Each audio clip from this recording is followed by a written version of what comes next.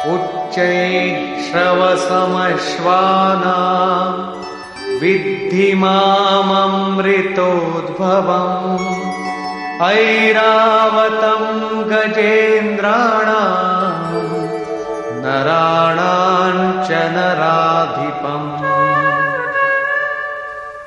घोड़ों में मैं अमृत से उत्पन्न होने वाला उच्चैः श्रवा नामक घोड़ा हूं। दुनिया में हर वस्तु नाशवान है, आत्मा ही अजर अमर अमृत स्वरूप है। इस अमृत स्वरूप से जिसका संचार है वो घोड़ा मैं हूं। घोड़ा गति का प्रतीक है।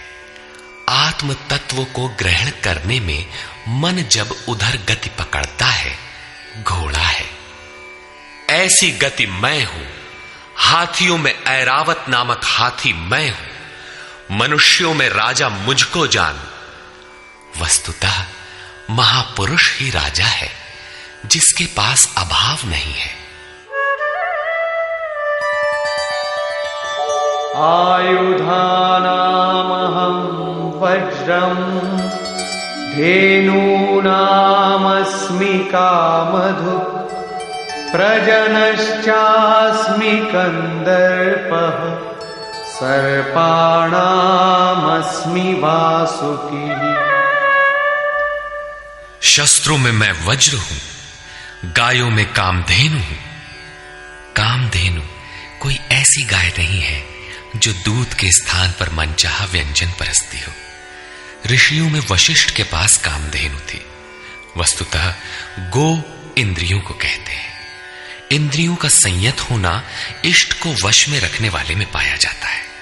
जिसकी इंद्रियां ईश्वर के अनुरूप स्थिर हो जाती हैं, उसके लिए उसी की इंद्रियां कामधेनु बन जाती है। फिर तो जो इच्छा करी हऊ मन माही, हरि प्रसाद कछु दुर्लभ नाही।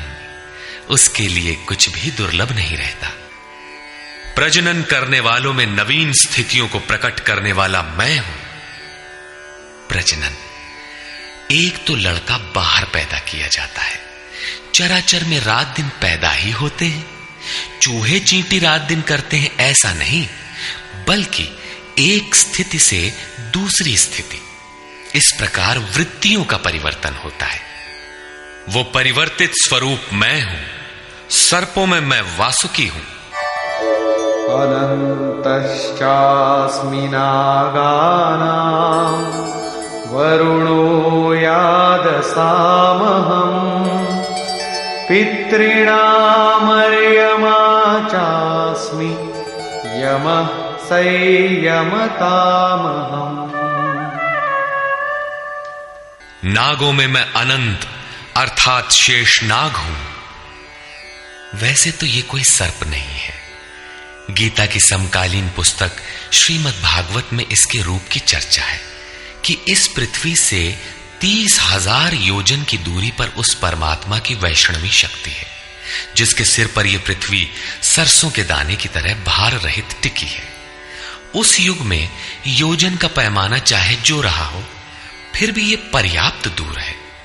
वस्तुतः ये आकर्षण शक्ति का चित्रण है। वैज्ञानिकों ने जिसे ईथर माना है।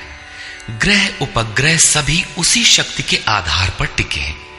उस शून्य में ग्रहों का कोई भार भी नहीं है। वो शक्ति सर्प की कुंडली की तरह सभी ग्रहों को लपेटे है। यही है वो अनंत, जिससे पृथ्वी धारण की जाती है। श्री कृष्ण कहते हैं, ऐसी ईश्वरीय शक्ति मैं हूं। जलचरों में उनका अधिपति वरुण हूं तथा पितरों में अर्यमा हूं। अहिंसा, सत्य, अस्तेय, ब्रह्मचर्य और अपरिग्रह 5 यम हैं। इनके पालन में आने वाले विकारों को काटना अरह है। विकारों के शमन से पितृ अर्थात भूत संस्कार तृप्त होते हैं, निवृत्ति प्रदान कर देते हैं। शासन करने वालों में मैं यमराज हूं अर्थात उपर्युक्त यमों का नियामक हूं।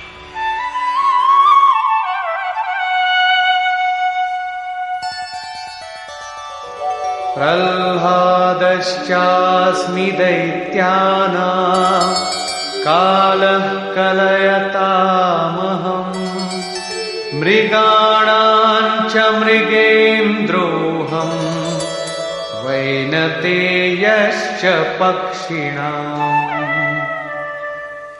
मैं दैत्यों में प्रहलाद हूं, पर आह्लाद, पर के लिए आह्लाद। प्रेम ही प्रहलाद है। आसुरी संपद में रहते हुए ईश्वर के लिए आकर्षण विकलता आरंभ होती है, जिससे परम प्रभु का दिग्दर्शन होता है। ऐसा प्रेमोल्लास मैं हूं, गिनती करने वालों में मैं समय हूं।